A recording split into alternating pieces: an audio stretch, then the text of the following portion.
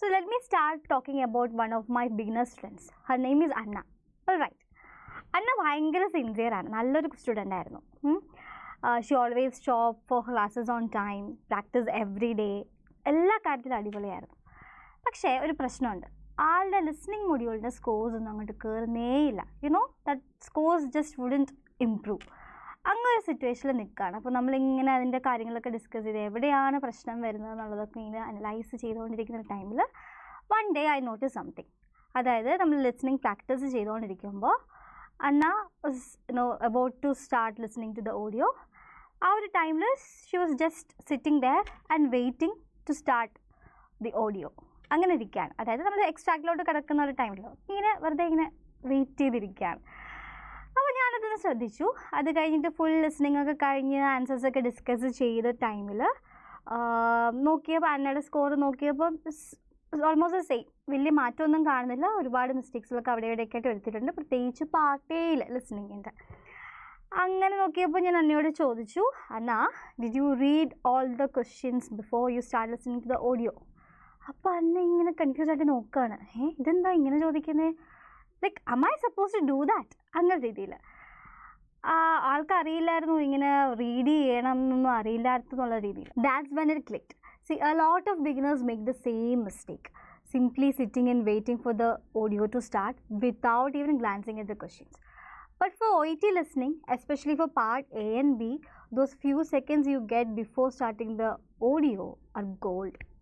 So, appo nammal avade endha cheyyendathu? We need to read the questions and understand and anticipate the answers, and you also have to prepare your ears to listen to the audio. ഇങ്ങനെ ചെയ്യുമ്പോഴാണ് നമുക്ക് പ്രോപ്പറായിട്ട് ആ ഒരു ഓഡിയോയുടെ ആ ഒരു എന്താ പറയുക ഫ്ലോ നമുക്ക് മനസ്സിലാക്കാൻ പറ്റുക. അപ്പോൾ ഇനി അന്നയ്ക്ക് എന്താ സംഭവിച്ചെന്ന് അറിയണ്ടേ? Anna once she started following this thing, ആൾക്ക് ലിസ്ണിംഗ് സ്കോഴ്സിലൊക്കെ പ്രത്യേകിച്ച് പാർട്ടിയിലൊക്കെ നല്ല ഇമ്പ്രൂവ്മെൻറ്റ് വരാൻ തുടങ്ങി. And she could follow the audio much better. അങ്ങനെ നല്ലൊരു ചേഞ്ച് കണ്ടു തുടങ്ങി. അപ്പോൾ അത് തന്നെയാണ് നമ്മളും ചെയ്യേണ്ടത്. കോമൺ മിസ്റ്റേക്കിൽ മെയിനായിട്ടുള്ള ഒരു കാര്യമാണ് not reading the question before the audio start. So ഇങ്ങനെ ഒരു ക്വസ്റ്റ്യൻസിലൂടെ പെട്ടെന്ന് സ്കിം ചെയ്യുന്ന പോകുമ്പോൾ you will be able to give complete focus on the audio. അതാണ് ഒന്നാമത്തെ മിസ്റ്റേക്ക്. ഇനി സെക്കൻഡ് വൺ എന്താണെന്ന് നോക്കിയാലോ. Second one is trying to understand every word. നമ്മൾ ലിസ്ണിംഗ് ഓഡിയോ കേൾക്കുമ്പോൾ നമ്മൾ വിചാരിക്കും അവർ പറയുന്ന ആദ്യം തൊട്ട് അവസാനം വരെയുള്ള കാര്യങ്ങൾ വേർഡ് ഫോർ വേർഡ് നമുക്ക് മനസ്സിലാക്കണം എന്നുണ്ടാവും. അങ്ങനെയില്ല. ആക്ച്വലി നമ്മൾ ശരിക്കും ഫോക്കസ് കൊടുക്കേണ്ടത് മീനിങ്ങിനാണ്. അവിടെ എന്താണ് പറയുന്നത്, കോണ്ടെക്സ്റ്റ് എന്താണ്, അതൊക്കെയാണ് നമ്മൾ കുറച്ചുകൂടെ മനസ്സിലാക്കേണ്ടത്. ഒരു വേർഡിൻ്റെ മീനിങ് അറിഞ്ഞില്ല എന്ന് പറഞ്ഞിട്ട് പ്രത്യേകിച്ചൊന്നും സംഭവിക്കാനൊന്നും പോകുന്നൊന്നുമില്ല. ആ കോണ്ടെക്സ്റ്റ് മനസ്സിലാക്കി ആ കോണ്ടെക്സ്റ്റ് ഉപയോഗിച്ച് അതിൻ്റെ മീനിങ്ങിലോട്ട് വന്നാൽ കുറച്ചുകൂടെ എളുപ്പമായിരിക്കും നിങ്ങൾക്ക്. സോ എല്ലാ വേർഡിൻ്റെയും മീനിങ് അണ്ടർസ്റ്റാൻഡ് ചെയ്താലേ ഇനി അടുത്ത ഉത്തരം എഴുതാൻ പറ്റുള്ളൂ എന്ന് നിന്നാൽ അവിടെ സ്റ്റക്കായി നിന്ന് പോകത്തുള്ളൂ. അതുകൊണ്ട് ദയവ് ചെയ്ത് അങ്ങനെ ചെയ്ത് try to focus on meaning, not word for word understanding. Clear? Okay. ഇനി അടുത്ത മൂന്നാമത്തെ, confusing similar options especially in part B. Part ബിയിൽ നമുക്കറിയാം 3 ഓപ്ഷൻസ് ഉണ്ടാവും. ഒരു പർട്ടിക്കുലർ സെനേറിയോ കോണ്ടെക്സ്റ്റ് ഒക്കെ തന്നിട്ടുണ്ടായിരിക്കാം. പക്ഷേ സിമിലർ ആയിട്ടുള്ള ഓപ്ഷൻസ് ആയിരിക്കാം. ഏതായിരിക്കും കൃത്യം? ഒരെണ്ണം എന്തായാലും എലിമിനേറ്റ് ചെയ്യാൻ പറ്റിയാലും പിന്നെയും ഒരു 2 എണ്ണത്തിൽ നിങ്ങൾക്കൊരു ടൈ തോന്നും, അയ്യോ ഏതാണെന്നുള്ളത്. അതായത് ഫോർ എക്സാമ്പിൾ ഒരു ഡോക്ടറും നേഴ്സും നിന്ന് സംസാരിക്കുകയാണ്, പേഷ്യൻറ്റിന് റിവ്യൂ ഏത് ദിവസം വരണം. ആദ്യം ഇവർ പറയുന്നു they are planning to give the review on Monday or Tuesday. പക്ഷേ ഫൈനലി അവർ ഡിസൈഡ് ചെയ്യുന്നത് വെനസ്ഡേയിലേക്ക് ആക്കാൻ വേണ്ടിയാണെന്ന് പറയുമ്പോൾ അവിടെ ഏതൊക്കെ ദിവസങ്ങളവിടെ മെൻഷൻ ചെയ്തിട്ടുണ്ട്? മൺഡേ മെൻഷൻ ചെയ്തിട്ടുണ്ട്, ട്യൂസ്ഡേയും മെൻഷൻ ചെയ്തിട്ടുണ്ട്, വെനസ്ഡേയും മെൻഷൻ ചെയ്തിട്ടുണ്ട്. പക്ഷേ ഫൈനലി ഡിസൈഡ് ചെയ്ത റിവ്യൂ ഡേറ്റ് എന്ന് പറയുന്നത് അല്ലെങ്കിൽ ഡേ എന്ന് പറയുന്നത് വെനസ്ഡേ ആണ്.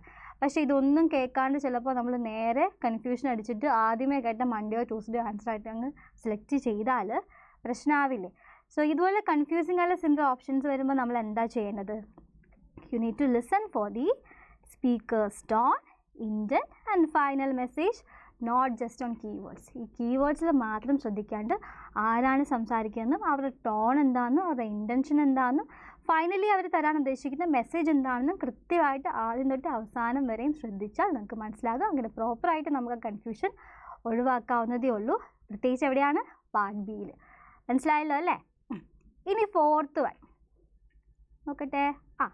What was the fourth mistake? Depending too much on general knowledge.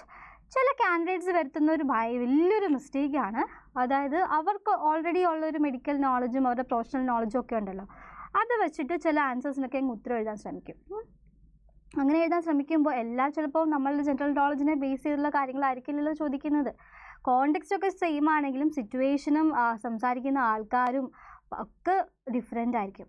അപ്പോൾ അതുകൊണ്ട് നമ്മൾ ഒരിക്കലും നമ്മുടെ പ്രൊഫഷണൽ നോളജോ അല്ലെങ്കിൽ നമുക്കറിയാവുന്നൊരു ജനറൽ നോളജോ ഈ വക പ്രൊഫഷൻസി ടെസ്റ്റിലോട്ട് അപ്ലൈ ചെയ്യാണ്ട് നമ്മൾ കേൾക്കുന്നത് എന്താണോ അല്ലെങ്കിൽ വായിക്കുന്നത് എന്താണോ അതിൽ നിന്ന് ഉത്തരം തിരഞ്ഞെടുത്ത് എഴുതാനായിട്ട് മാത്രം ശ്രമിക്കുക. So always base your answers on what's in the audio, not on assumptions.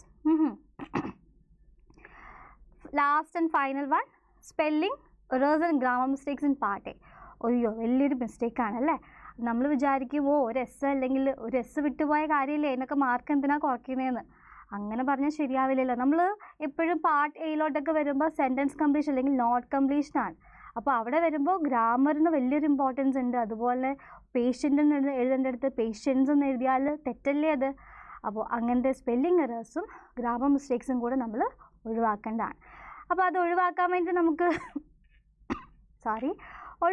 നമ്മൾ എന്താ ചെയ്യേണ്ടത്? We need to practice every day and practice writing quickly and clearly. And also common ആയിട്ടുള്ള മെഡിക്കൽ സ്പെല്ലിങ്സ്, ടേംസിൻ്റെ ഒക്കെ മെഡിക്കൽ സ്പെല്ലിങ്സ്, മെഡിക്കേഷൻ്റെ ഒക്കെ spellings ഒക്കെ മനസ്സിലാക്കി വെച്ചാൽ ആ ഒരു കൺഫ്യൂഷൻ നമുക്ക് ഒഴിവാക്കിയേക്കാം. ഓൾസോ ഗ്രാമർ ആണെങ്കിൽ വേർഡ് ഫോർമേഷൻ അല്ലെങ്കിൽ സിംഗുലർ പ്ലൂറൽ ആ ഒരു ടൈപ്പ് ടെൻസസ് ഇതൊക്കെ നോക്കി വെക്കുകയാണെങ്കിൽ നിങ്ങൾക്ക് ഒരു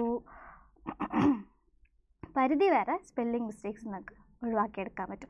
അപ്പോൾ ഇതൊക്കെയാണ് OET ലിസ്ണിങ്ങിൽ ബിഗിനർ ലെവലിൽ നിങ്ങൾ ഒഴിവാക്കേണ്ട കോമൺ ആയിട്ടുള്ള മിസ്റ്റേക്സ്. അപ്പോൾ ഈ മിസ്റ്റേക്സ് ഒക്കെ ഒഴിവാക്കിയാൽ തന്നെ നിങ്ങളുടെ പകുതി പ്രശ്നങ്ങൾ കഴിയും. ബാക്കി പകുതി നമുക്ക് പിന്നെ പ്രാക്ടീസ് ഒക്കെ ചെയ്ത് നല്ലപോലെ ഇമ്പ്രൂവ് ആക്കിയെടുക്കാം. അപ്പോൾ ഇതുപോലെ വീഡിയോസൊക്കെ ഒട്ടും മിസ്സാവാണ്ട് ഡെയിലി ക്ലാസ്സസ് കിട്ടാൻ വേണ്ടി നിങ്ങൾ എന്താ ചെയ്യേണ്ടത്? നമ്മുടെ ചാനൽ സബ്സ്ക്രൈബ് ചെയ്യുക. കൂടാതെ നമ്മൾ ടെലഗ്രാം ചാനൽ കൂടെ ഉണ്ട്.